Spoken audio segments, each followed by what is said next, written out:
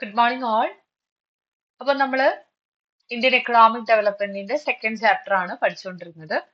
അപ്പൊ നമ്മള് economic system അല്ലെ, ഡിഫറെന്റ് എക്കണോമിക് പ്രോബ്ലംസിനെ കുറിച്ചും എക്കണോമിക് സിസ്റ്റത്തെ 3 ഡിഫറെന്റ് ടൈപ്സ് ഓഫ് എക്കണോമിക് സിസ്റ്റവും അതിന്റെ ഭാഗമായിട്ട് വന്നിട്ടുണ്ടായിരുന്ന എക്കണോമിക് പ്ലാനിംഗ് എന്ന് പറയുന്ന ടോപ്പിക്കും പ്ലാനിംഗ് കമ്മീഷനെ കുറിച്ച് വരെയാണ് നമ്മൾ പറഞ്ഞു നിർത്തിയത്. ഇനി നമുക്ക് പഠിക്കാനുള്ളത് എക്സാം പോയിന്റ് ഓഫ് വ്യൂല് വളരെ ഇമ്പോർട്ടന്റ് ആയിട്ടുള്ള ഒരു ടോപ്പിക് ആണ്. That is the goals of 5-year plan. ഇപ്പൊ 5-year പ്ലാൻസിന്റെ പഞ്ചവത്സര പദ്ധതികൾ എന്ന് പറഞ്ഞില്ലേ, അതായത് 5 വർഷത്തേക്ക് നമ്മൾ പ്ലാൻ ചെയ്ത് വെച്ചിരിക്കുന്ന ആ ഒരു 5-year പ്ലാൻസ് അല്ലെ, 5 വർഷത്തേക്ക് നമ്മൾ ഒരു കൈൻഡ് ഓഫ് ഒബ്ജക്റ്റീവ്സ് എയിം ഉണ്ട് നമുക്ക്, അത് അച്ചീവ് ചെയ്യാൻ വേണ്ടിയിട്ടുള്ള ഒരു പ്ലാനിനെയാണ് നമ്മൾ 5-year പ്ലാൻ എന്ന് പറഞ്ഞത്. അപ്പൊ അതിന്റെ പ്രധാനപ്പെട്ട ഗോൾസ് നമുക്ക് ഇനി പഠിക്കാനുണ്ട്. അപ്പൊ തീർച്ചയായിട്ടും നമുക്കിപ്പോ ഒരു പ്ലാൻ ഉണ്ടെങ്കിൽ അതിനൊരു ലക്ഷ്യം വേണം അല്ലെ, അതായത് ഒരു ലക്ഷ്യത്തിന് വേണ്ടിയിട്ടാണ് നമ്മൾ ഒരു പ്ലാൻ ഉണ്ടാക്കുന്നത്. ഇപ്പൊ എനിക്ക് പഠിച്ച് വലിയൊരാളാവണം അല്ലെങ്കിൽ എനിക്കൊരു കളക്ടർ ആവണം എന്ന് പറഞ്ഞാൽ ഞാൻ അതിനനുസരിച്ചിട്ടുള്ള ആ ഒരു ഗോൾസ് ഞാൻ സെറ്റ് ചെയ്യണം അല്ലെ, ആ ഒരു പ്ലാൻ ഞാൻ സെറ്റ് ചെയ്യണം. അപ്പോ ഇവിടെ നമുക്ക് പഠിക്കാനുള്ളത് നമ്മുടെ 5-year പ്ലാൻസിന്റെ അത്തരത്തിലുള്ള ഒരു 4 ഗോളുകളെ പറ്റിയിട്ടാണ്. അതായത് 5-year പ്ലാനും അച്ചീവ് ചെയ്യാൻ വേണ്ടി നമ്മൾ കുറച്ച് ഗോളുകൾ, ലക്ഷ്യങ്ങൾ ഉണ്ടാക്കിയിട്ടുണ്ടായിരുന്നു. അതെന്തൊക്കെയാണ് ഇത് പഠിക്കാൻ ഞാൻ നിങ്ങൾക്ക് ഒരു എളുപ്പ വഴി പറഞ്ഞു തരാം. GEMS, ജെംസ് എന്ന് പഠിച്ചാൽ മതി. ഓക്കെ, ജെംസ് എന്ന് പഠിച്ചാൽ മതി. അതായത് G for growth, E for equity, M for modernisation and S for self reliance. അപ്പൊ ഇങ്ങനെ ജെംസ് എന്നുള്ള രീതിയിൽ നിങ്ങൾക്ക് ഓർത്തിരിക്കാം. അപ്പൊ നമ്മുടെ അടുത്ത് 5-year പ്ലാൻസിന്റെ ഗോൾസ് ചോദിക്കുകയാണെങ്കിൽ നിങ്ങൾ ജെംസ് എന്ന് ഓർത്തിരിക്കുക. ഓക്കെ, ഗ്രോത്ത് ഉണ്ട്, ഇക്വിറ്റി ഉണ്ട്, മോഡേണൈസേഷൻ ഉണ്ട്, സെൽഫ് റിലയൻസ് ഉണ്ട്. 4 കാര്യങ്ങളും ഓക്കെ ആണെന്ന് വിചാരിക്കുന്നു. ഒന്ന് എന്റെ കൂടെ റിപ്പീറ്റ് ചെയ്യുക: growth, equity, modernisation, self Reliance. ഇവിടെ ഒരു കാര്യം ഞാൻ പറഞ്ഞോട്ടെ, ഇത് ഇക്വാളിറ്റി അല്ല കേട്ടോ, ഇത് ഇക്വിറ്റി ആണ്. രണ്ടാണ്. നമ്മളിപ്പോ അത് ഡിസ്കസ് ചെയ്യും. അത് ഓരോന്നും എന്താണെന്നുള്ളത് നമുക്ക് ഡിസ്കസ് ചെയ്യണം. ഒരുപാട് തവണ PYQ ആയിട്ട് ചോദിച്ചിട്ടുള്ള ക്വസ്റ്റ്യൻ ആണ്, വളരെ ഇമ്പോർട്ടന്റ്, മറന്നു പോകരുത്. ഓക്കെ, സോ നമ്മൾ പറഞ്ഞു അറ്റ് എ ടൈം തന്നെ നമുക്ക് ഇതിന് എല്ലാത്തിനും കൂടെ ഇമ്പോർട്ടൻസ് കൊടുക്കാൻ പറ്റില്ല അല്ലെ. അതായത് ഒരേ സമയം തന്നെ നമ്മൾ ഒരുപാട് പ്ലാനുകൾക്ക് അല്ലെ ഒരുപാട് ലക്ഷ്യങ്ങൾ വെച്ച് കഴിഞ്ഞാൽ നമുക്ക് ഒന്നും കിട്ടാത്തൊരവസ്ഥ വരും. അപ്പൊ അത് പാടില്ല. പിന്നെ അന്നത്തെ നമ്മുടെ ഇന്ത്യയുടെ ഒരു അവസ്ഥയും ഞാൻ നിങ്ങൾക്ക് പറഞ്ഞു തന്നതാണ്. വളരെ റിസോഴ്സ് കുറവായിരുന്നു. ജസ്റ്റ് ഇങ്ങനെ വികസിച്ച് വരുന്ന അല്ലെ, പതുക്കെ പതുക്കെ വളർന്നു വരുന്ന അല്ലെങ്കിൽ അപ്പൊ അങ്ങോട്ട് പിച്ച വെച്ച് തുടങ്ങുന്ന ഒരു കൊച്ചു കുഞ്ഞായിരുന്നു നമ്മുടെ ഇന്ത്യ എന്നൊക്കെ ഞാൻ പറഞ്ഞതാണ്. അപ്പൊ ഇവിടെ ഈ 4 ലക്ഷ്യങ്ങളും ഈ 5-year പ്ലാനിൽ ഓക്കെ ആണെന്നുള്ള കാര്യം ഉറപ്പുവരുത്തേണ്ടത് നമ്മുടെ റൂളേഴ്സിന്റെ ഒരു റെസ്പോൺസിബിലിറ്റി ആയിരുന്നു എന്നുള്ള കാര്യം കൂടെ നിങ്ങൾ ഓർത്തിരിക്കുക. അപ്പൊ 5-year പ്ലാൻസിന്റെ ലക്ഷ്യങ്ങൾ എന്തൊക്കെയാണെന്നുള്ളതാണ് നമ്മൾ അടുത്തതായിട്ട് നോക്കാൻ പോകുന്നത്. അപ്പൊ അതിനകത്ത് നമുക്ക് ഫസ്റ്റ് ഗ്രോത്തിൽ നിന്ന് തന്നെ തുടങ്ങാം. അപ്പൊ ഗ്രോത്ത് എന്ന് പറഞ്ഞു കഴിഞ്ഞാൽ ഇപ്പൊ നിങ്ങൾക്കറിയാം, നമ്മള് 2ാം ക്ലാസ് ഇരുന്നത് പോലെ ആയിരിക്കില്ല നമ്മള് 5ാം ക്ലാസ് ഇരിക്കുന്നത് അല്ലെ. 5ൽ ഇരുന്നത് പോലെ ആയിരിക്കില്ല നമുക്കൊരു 10-20 വയസ്സുള്ളപ്പോ ഇരിക്കുന്നത്. നമ്മുടെ ശരീരമൊക്കെ വളരും അല്ലെ. അപ്പൊ അതുപോലെ തന്നെ ഒരു രാജ്യത്തിന് ഉണ്ടാകുന്ന വളർച്ചയുണ്ട്. അതിന്റെ അർത്ഥം രാജ്യം ഇരുന്ന് അവിടെ നിന്ന് വണ്ണം വെക്കുമെന്നല്ല അതിന്റെ അർത്ഥം. പകരം അവിടെ രാജ്യത്തിനകത്ത് ഉൽപ്പാദിപ്പിക്കുന്ന സാധനങ്ങൾ, സേവനങ്ങൾ, ഇതിന്റെയൊക്കെ അളവ് കൂടും അല്ലെ. അതിനൊക്കെ എന്തുണ്ടാവും? ഇൻക്രീസ് ഉണ്ടാവും. അതിനെ നമ്മൾ വിളിക്കുന്ന പേരാണ് ഗ്രോത്ത് അഥവാ വളർച്ച എന്ന് പറയുന്നത്. അപ്പൊ വിത്തിൻ ദ കൺട്രി അല്ലെ, ഒരു രാജ്യത്തിനകത്ത് തന്നെ ഗുഡ്സും സർവീസും പ്രൊഡ്യൂസ് ചെയ്യുന്നതിന്റെ ആ ഒരു ക്വാണ്ടിറ്റി കൂടുന്നതിനെയാണ് നമ്മൾ ഗ്രോത്ത് എന്ന് പറയുന്നത്. ഓക്കെ, അപ്പൊ അത് ചിലപ്പം മെഷീനുകളാവാം, ഒന്നെങ്കിൽ നമ്മൾ പ്രൊഡ്യൂസ് ചെയ്യുന്നത് മെഷീൻസ് ആവാം, ഇല്ലെങ്കിൽ നമ്മൾ എന്തെങ്കിലും സർവീസുകളായിരിക്കാം പ്രൊഡ്യൂസ് ചെയ്യുന്നത് അല്ലെ. അതും പ്രൊഡക്ഷൻ തന്നെയാണല്ലോ. ഇപ്പൊ നമ്മൾ പഠിപ്പിക്കുന്നത് അല്ലെ, ടീച്ചിങ് എന്ന് പറയുന്നത് ഒരു സർവീസ് ആണ്. അല്ലെങ്കിൽ നമ്മളിപ്പോ ഒരു ബാങ്കിൽ പോയാൽ നമുക്ക് കിട്ടുന്നത് സർവീസ് ആണ്. അപ്പൊ മേ ബി നമുക്ക് മെഷീനുകളായിരിക്കാം, അല്ലെങ്കിൽ ഈ പറയുന്നത് പോലെ സർവീസുകൾ അല്ലെ, ഒന്നെങ്കിൽ ഗുഡ്സ് ആയിരിക്കാം അല്ലെങ്കിൽ സർവീസുകളായിരിക്കാം നമ്മൾ ഇങ്ങനെ പ്രൊഡ്യൂസ് ചെയ്യുന്നത്.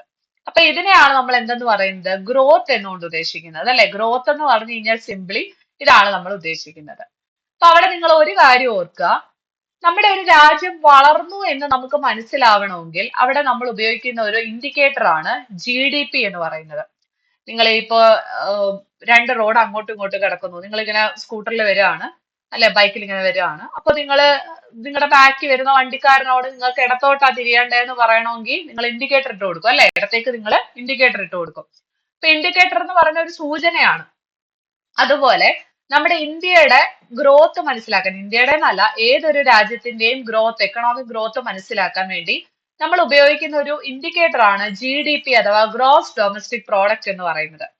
ഇതെന്താണെന്ന് ഞാൻ ഫസ്റ്റ് ചാപ്റ്ററിൽ ഒരു ചെറിയ രീതിയിൽ ബ്രീഫ് ആയിട്ട് ഡിസ്ക്രൈബ് ചെയ്തിട്ടുണ്ടായിരുന്നു. ഇവിടെ ഞാൻ പറയാണ്, അതായത് വീണ്ടും ഞാൻ ഒന്നുകൂടെ ഒന്ന് പറഞ്ഞുതരാം. ഇതിപ്പോ നമ്മുടെ ഇന്ത്യ ആണെന്ന് നിങ്ങളങ്ങ് സങ്കല്പിക്കുക. ഓക്കെ, ഇത് നമ്മുടെ ഇന്ത്യ ആണ്. ഈ ഇന്ത്യക്കകത്ത് പ്രൊഡ്യൂസ് ചെയ്യുന്ന എല്ലാ സാധനങ്ങളുടെയും സേവനങ്ങളുടെയും ടോട്ടൽ മണി വാല്യൂവിനെ അല്ലെ മാർക്കറ്റ് വാല്യൂവിനെ നമ്മൾ ഒരു വർഷം എടുത്ത് കാൽക്കുലേറ്റ് ചെയ്യുമ്പോൾ നമുക്ക് എന്താണോ കിട്ടുന്നത് അതിനെയാണ് നമ്മൾ GDP അഥവാ ഗ്രോസ് ഡൊമസ്റ്റിക് പ്രോഡക്റ്റ്. ഗ്രോസ് എന്ന് പറഞ്ഞാൽ ടോട്ടൽ എന്നുള്ള മീനിങ് ആണ്. ഡൊമസ്റ്റിക് എന്ന് പറയുമ്പോൾ ഞാൻ പറഞ്ഞില്ലേ, നമ്മുടെ വീട്ടിൽ വളർത്തുന്ന മൃഗങ്ങളെ നമ്മൾ ഡൊമസ്റ്റിക് ആനിമൽസ് എന്ന് പറയും അല്ലെ. സോ ഡൊമസ്റ്റിക് എന്ന് പറഞ്ഞു കഴിഞ്ഞാൽ നമ്മുടെ വീട്ടിനകത്ത് അല്ലെങ്കിൽ നമ്മുടെ രാജ്യത്തിനുള്ളിൽ എന്നുള്ള രീതിക്കാണ് പ്രോഡക്റ്റ് ആണ്. ഇപ്പൊ GDP gross domestic product.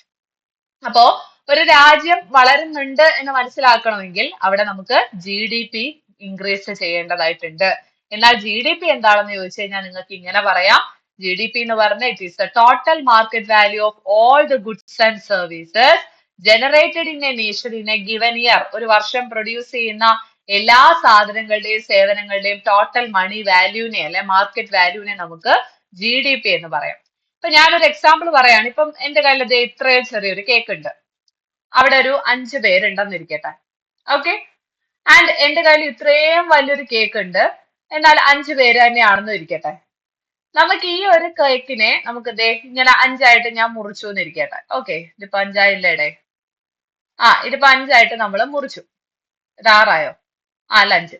Okay, 5ആയിട്ട് നമ്മൾ മുറിച്ചു. അപ്പൊ ഇത്ര ചെറിയ പീസ് വെച്ചിട്ടേ ആൾക്കാർക്ക് കിട്ടുള്ളൂ. പക്ഷെ ഞാൻ ഈ വലിയ കേക്കിനെ 5 പീസായിട്ട് മുറിച്ചാൽ അവിടെ ഈ പറയുന്നത് പോലെ അത്യാവശ്യം എല്ലാവർക്കും വലിയ പീസ് തന്നെ കിട്ടില്ലേ? അതായത് GDP ഇതുപോലെ തന്നെയാണ്. ഒരു രാജ്യത്തിനുള്ളിൽ തന്നെ ഒരുപാട് സാധനങ്ങൾ പ്രൊഡ്യൂസ് ചെയ്ത് കഴിഞ്ഞാൽ അല്ലെങ്കിൽ GDP കൂടിക്കഴിഞ്ഞാൽ അത് ആ രാജ്യത്തിന്റെ എക്കണോമിക് ഗ്രോത്തിനെ ആയിരിക്കും നമുക്ക് കാണിച്ചു തരുന്നത്. ഓക്കെ, അതായത് ആൾക്കാർ അത്രയും സന്തുഷ്ടമായിട്ട് അവിടെ ജീവിക്കുന്നുണ്ട്, അവർ സാറ്റിസ്ഫൈഡ് ആണെന്നുള്ളതാണ് അവിടെ നമുക്ക് മനസ്സിലാക്കാൻ പറ്റുന്നത്. ഓക്കെ, അപ്പൊ GDP എന്താണെന്നുള്ള കോൺസെപ്റ്റ് കൃത്യമായിട്ട് മനസ്സിലാക്കിയിരിക്കുക. അപ്പൊ നമ്മുടെ ഫസ്റ്റ് പോയിന്റ് ആണ് നമ്മളവിടെ പറഞ്ഞത് ഗ്രോത്ത് ആണ് കേട്ടോ. നിങ്ങൾ ഒരിക്കലും മറന്നു പോകരുത്. നമ്മുടെ ജെംസ് എന്ന് പഠിച്ചതിനകത്ത് ഫസ്റ്റ് പോയിന്റ് ആണ് ഗ്രോത്ത് എന്ന് പറയുന്നത്. ഓക്കെ, ഇനി നമ്മൾ ഈ GDP അങ്ങനെ വെറുതെ അങ്ങ് കാൽക്കുലേറ്റ് ചെയ്യാണോ? അല്ല. നമ്മുടെ രാജ്യത്ത് പല പല മേഖലകളുണ്ട് അല്ലെ, നമ്മൾ അതിനെ സെക്ടേഴ്സ് എന്നാണ് പറയുന്നത്. നമ്മുടെ ഇന്ത്യയിൽ പല സെക്ടേഴ്സ് ഉണ്ട്. ഇന്ത്യയിൽ നിന്നല്ല ഏതൊരു എക്കോണമി എടുത്താലും നമുക്ക് പല സെക്ടേഴ്സ് കാണാൻ പറ്റും. ഏതൊക്കെയാണ്? 1 അഗ്രികൾച്ചർ ആണ്, 2 ഇൻഡസ്ട്രി ആണ്, 3 സർവീസ് സെക്ടർ ആണ് കേട്ടോ. ഇങ്ങനെ ഒരു 3 എണ്ണം നമുക്ക് കാണാം. ഇവിടെ ഞാൻ താഴെ കൊടുത്തിട്ടുണ്ട്. അഗ്രികൾച്ചർ, ഇൻഡസ്ട്രി, സർവീസ് സെക്ടർ, ഇങ്ങനെ ഒരു 3 സെക്ടറുകൾ നമുക്ക്, അതായത് പല പല മേഖലകൾ നമുക്ക് കാണാൻ പറ്റും. അപ്പൊ ഇത് 3ഉം കൂടെ ചേർത്തിട്ടായിരിക്കും നമ്മൾ ഒരു രാജ്യത്തിന്റെ GDP കണക്കിലെടുക്കുന്നത്. അതായത് അഗ്രികൾച്ചർ സെക്ടറിൽ എന്ത് കിട്ടി, ഇൻഡസ്ട്രിയിൽ എന്ത് കിട്ടി, സർവീസിൽ എന്ത് കിട്ടി, ഇതെല്ലാം കൂടെ ചേർത്തിട്ടായിരിക്കും നമ്മൾ GDP കാൽക്കുലേറ്റ് ചെയ്യുന്നത്.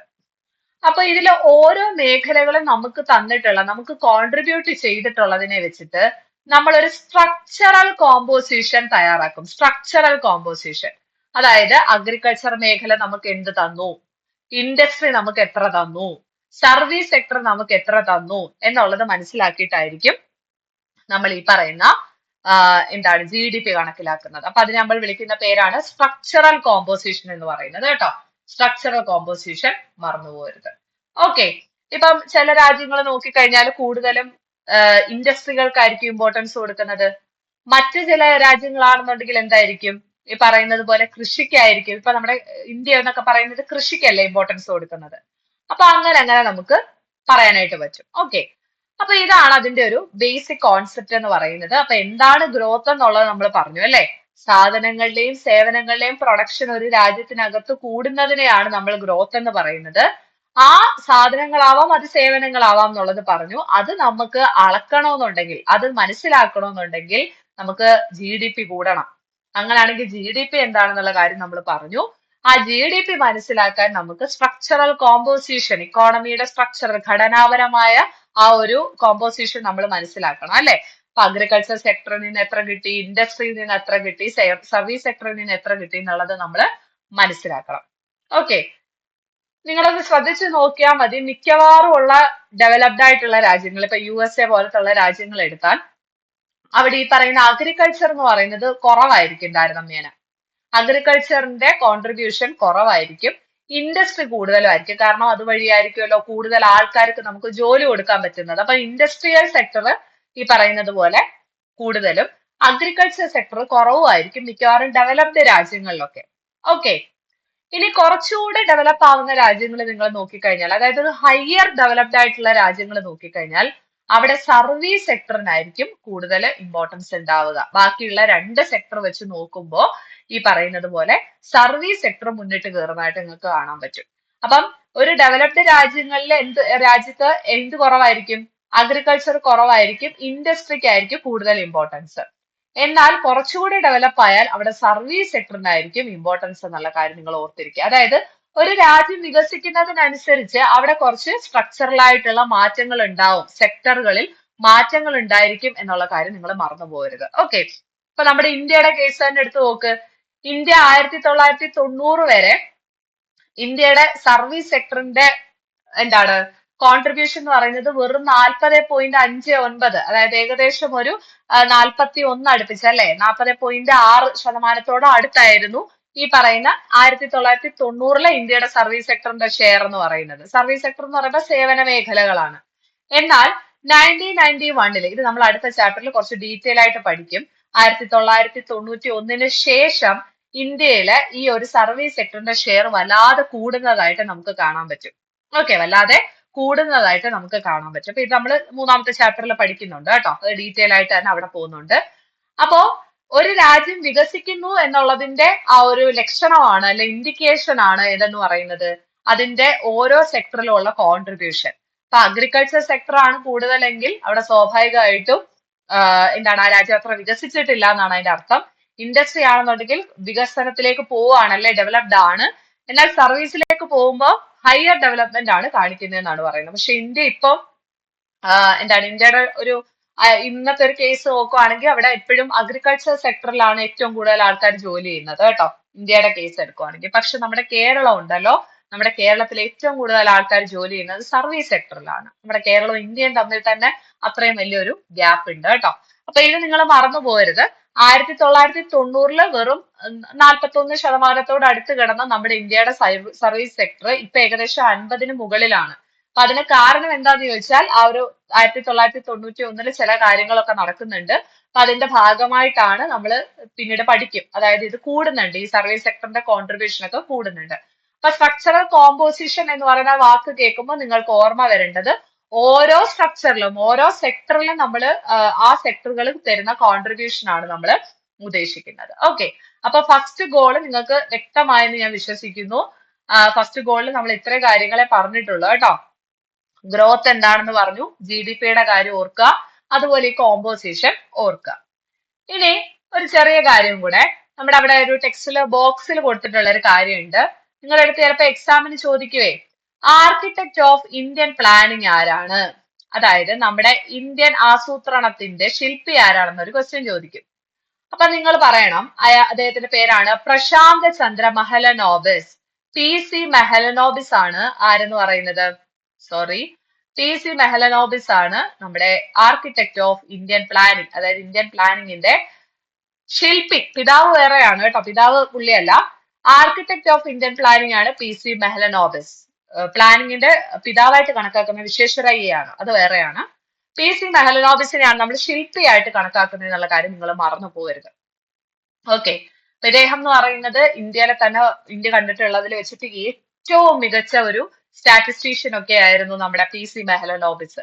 അതായത് നമ്മൾ ഈ 5 ഇയർ പ്ലാൻ പറഞ്ഞല്ലോ, ഈ 5 ഇയർ പ്ലാൻ തുടങ്ങി അതിന്റെ സെക്കൻഡ് 5 ഇയർ പ്ലാൻ തൊട്ടാണ് നമ്മൾ കറക്റ്റ് ആയിട്ടുള്ള ആ ഒരു പ്ലാനിങ് എന്ന് പറയുന്ന സംഭവം നമുക്ക് കാണാൻ പറ്റുന്നത്. സെക്കൻഡ് 5 ഇയർ പ്ലാൻ തൊട്ടാണ് പ്ലാനിങ് അതിന്റെ കറക്റ്റ് ആയിട്ടുള്ള രീതിയിൽ പോകുന്നതായിട്ട് നമുക്ക് കാണാൻ പറ്റുന്നത്. അതുവരെ അതായത് ഫസ്റ്റ് 5 ഇയർ പ്ലാനിനൊക്കെ അത്രയും കറക്റ്റ് ആയിട്ട് നമ്മൾ പ്ലാൻ ഒന്നും ചെയ്തിട്ടുണ്ടായിരുന്നില്ല. പക്ഷെ ആ പ്ലാനിങ് കറക്റ്റ് ആയിട്ട് തുടങ്ങുന്നത് ഇദ്ദേഹത്തിന്റെ സമയം തൊട്ടാണ് കേട്ടോ. മെഹലനോബിസിന്റെ സമയം തൊട്ടാണ് അത് തുടങ്ങുന്നത്.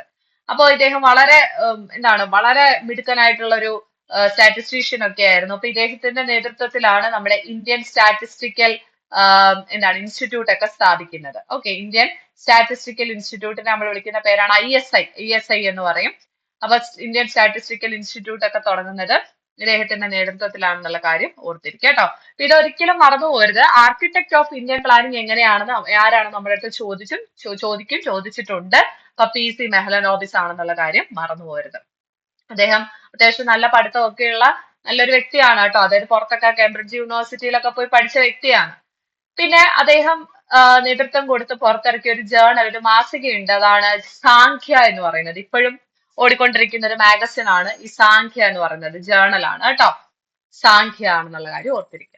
അപ്പൊ ഇദ്ദേഹം നമ്മുടെ ഇപ്പോഴത്തെ ഇക്കണോമിസ്റ്റുകളൊന്നും ഇദ്ദേഹത്തോട് വലുതായിട്ട് അങ്ങോട്ട് യോജിക്കുന്നില്ലെങ്കിൽ പോലും നിങ്ങൾ ഒരു കാര്യം മനസ്സിലാക്കുക, ഇദ്ദേഹം ഇന്ത്യ കണ്ടിട്ടുള്ള ഏറ്റവും ബെറ്റർ ആയിട്ടുള്ള അദ്ദേഹത്തിന്റെ കോൺട്രിബ്യൂഷൻസ് നമുക്ക് ഒരിക്കലും മറക്കാൻ പറ്റാത്ത തരത്തിലാണ്. അതായത് സെക്കൻഡ് 5 ഇയർ പ്ലാൻ അല്ലെങ്കിൽ നമ്മുടെ ഇന്ത്യക്ക് ഒരു നട്ടെല്ല് നേടിക്കൊടുത്ത ഒരുപാട് കാര്യങ്ങൾ ചെയ്തു തന്നൊരു വ്യക്തിയാണ് ആരെന്ന് പറയുന്നത്, നമ്മുടെ PC മെഹലനോബിസ് എന്ന് പറയുന്നത് കേട്ടോ. അപ്പൊ അദ്ദേഹം ഈ സോഷ്യലിസ്റ്റിക് പ്രിൻസിപ്പിൾസിനൊക്കെ കുറച്ചുകൂടെ ഇമ്പോർട്ടൻസ് ഒക്കെ കൊടുക്കുന്ന ഒരു വ്യക്തിയായിരുന്നു. ഓക്കെ, അപ്പൊ ഇൻഡസ്ട്രിയൽ ഡെവലപ്മെന്റിനും സോഷ്യലിസ്റ്റിക് പ്രിൻസിപ്പിൾസിനും അങ്ങനെയുള്ള കുറച്ച് കാര്യങ്ങൾക്കൊക്കെ അദ്ദേഹം ഇമ്പോർട്ടൻസ് കൊടുക്കുന്നുണ്ട് എന്നുള്ള കാര്യം നിങ്ങൾ ഓർത്തിരിക്കുക. ഓക്കെ, അപ്പൊ ഇതാണ് സംഭവം. അപ്പം അത് PC മെഹലനോബിസിന്റെ കാര്യം മറന്നു പോകരുത്. ഇന്ത്യൻ സ്റ്റാറ്റിസ്റ്റിക്കൽ ഇൻസ്റ്റിറ്റ്യൂട്ട് സ്ഥാപിച്ചത് ആരാണെന്ന് ചോദിക്കാം. അപ്പൊ ഇതെല്ലാം നമ്മുടെ PC മെഹലനോബിസ് ആണ്. അപ്പൊ ഇത്രയും ഇരിക്കട്ടെ. നമുക്ക് അടുത്ത മോഡേണൈസേഷൻ എന്ന് പറയുന്നത് അടുത്തൊരു ക്ലാസ്സിൽ എടുക്കാം. ഇത്രയും ഓക്കെ ആണെന്ന് വിശ്വസിക്കുന്നു. Thank you.